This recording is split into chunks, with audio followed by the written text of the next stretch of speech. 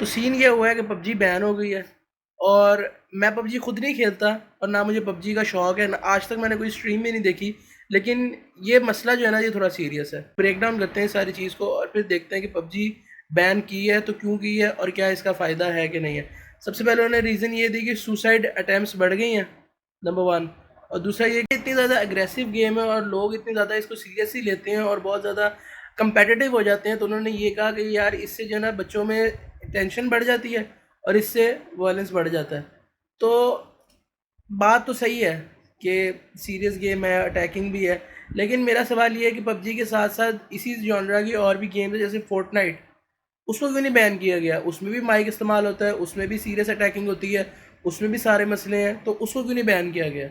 या इस तरह की जितनी गेम्स हैं जो फ़ोन पे आर्केडियन गेम्स होती हैं जिसमें जिसमें गन्स का इस्तेमाल होता है, उसको बैन क्यों नहीं किया गया? सिर्फ पबजी ही क्यों? समझ रहे हैं बात को? अब जैसे पबजी बैन किया उसके बाद इनका दिल था कि टिकटॉक भी बैन कर दें, टिकटॉक भी बैन कर दें।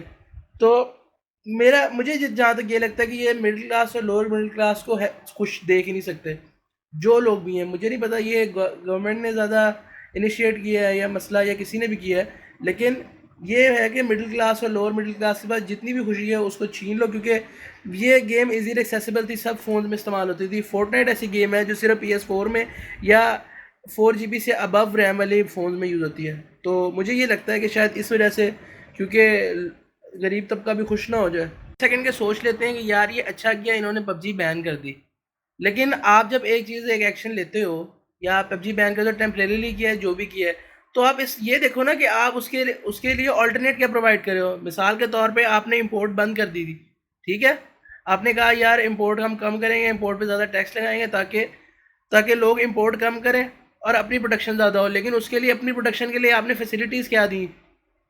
आप अगर इंपोर्ट बंद कर रहे हो, अगर मिसाल के तौर पे आपने गाड़ियों की इंपोर्ट बंद कर दी, तो क्या आपने अपना प्लांट लगाया गाड़ियों का बनाने के लिए ताकि उस मार्केट को compete कर सकें और अल्टरनेट वेज प्रोवाइड कर सकें? आपने पबजी बैन कर दी, आपने कहा यार ये बच्चों की हेल्थ इफेक्ट हो रही है, बच्चों की एजुकेशन इफेक्ट हो रही है। क्या आपने एजुकेशन सिस्टम को बेहतर किया? क्या आपने ऐसी लाइब्रेरी बनाई जहाँ यंग बच्चे अट्रैक्ट हो सकें, जहाँ जा सकें, जहाँ पढ़ सकें? या आपने कोई ऐसा रिक्रिएशनल पार्क बनाया हो या ऐसा कोई ग्राउंड बनाया हो जहाँ बच्चों को अट्रैक्शन मिले? बल्कि जितने ग्राउंड हैं उनको तो ख़त्म करी जा रहे हैं, जितने ग्राउंड हैं उनको ख़त्म करी जा रहे हैं।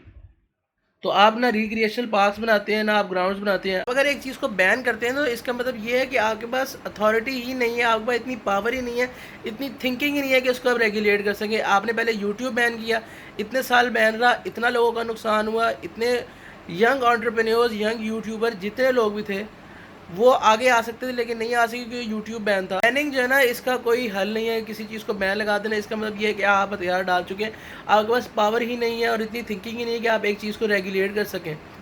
आपको ये चाहिए था, आप इसको इस तरह करते कि ये कुछ भी कंट्रोल लगाते। यार इतने जीनियस लोग हैं, उनको आप कहते यार इस पर रिस्ट्रिक्शन लगा दो, एज रिस्ट्रिक्शन लगा दो, बच्चे ना खेलें, कुछ भी कर सकते थे यार। लेकिन आपको नहीं, आपको बैन करना है और ये दिखाना है कि यार हमारे पास कोई पावर नहीं है और हम इसको रेगुलेट नहीं कर सकते और हमारी थिंकिंग इतनी लिमिटेड है कि हम इसको कंट्रोल में ला ही नहीं सकते। सुसाइड बहुत ज़्यादा बढ़ गई है। आपको पता है कि पबजी से ज़्यादा सुसाइड अटैम्प्ट्स इस वजह से हैं क्योंकि यहाँ एम्प्लॉयमेंट रेट बहुत कम है, इस वजह से क्योंकि यहाँ पे रोज़गार लोगों के पास नहीं, इस वजह से क्योंकि लोग अपना खर्चा नहीं उठा पाते, इस वजह से हैं कि 4.0 GPA वाला इंसान भी जॉब हासिल नहीं कर सकता। ये नहीं नज़र आता आपको? ये ठीक नहीं करना। पबजी की वजह से 2-4 बच्चों ने सुसाइड कर ली तो ख़त्म करो। मैं कहता हूँ ठीक है बच्चों ने सुसाइड की होगी और गलत किया होगा, लेकिन आप ये देखें कि क्या सिर्फ पबजी की वजह से ही सुसाइड होती है क्या? साइंस स्टडीज़ में तो ये बताया गया कि इससे बच्चों के रिफ्लेक्सेस तेज होते हैं, गेम खेलने से स्ट्रेटेजिकल थिंकिंग आपकी इंप्रूव होती है और आपके ब्रेन के कुछ ऐसे पार्ट्स एक्टिवेट होते हैं जो नॉर्मली एक्टिवेट नहीं हो सकते। तो मतलब आप बेनिफिशियल चीज़ों में, या मतलब आप ये देखो ना कि यार कोई एक बच्चा, मिसाल के तौर पे एक केस है, एक बच्चे ने यार जिसके दिल में आई जा रही है यार सुसाइड कर ले तो मेरी ज़िंदगी में कुछ नहीं है, लेकिन उसका सुसाइडल प्रोसेस डिले हो जाता है क्योंकि वो पबजी खेल रहा होता है।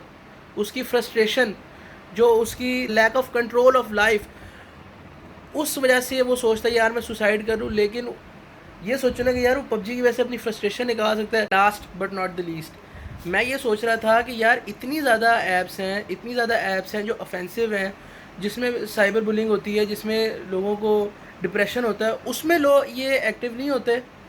पबजी बैन कर दो, समझ रहे हैं?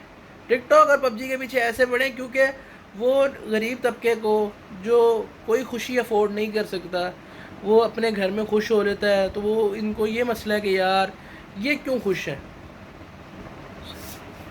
बस मेरा यही है कि पबजी बैन हो या ना हो मुझे इससे कोई फ़र्क नहीं पड़ता है, लेकिन मुझे इस कल्चर से फ़र्क पड़ता है जिसमें डिस्पैरिटी होती है। इस कल्चर से फ़र्क पड़ता है जिसमें आप ये शो कराते हैं कि हमारे पास अकल और ताकत ख़त्म हो गई है और अब हम बैन कर देंगे।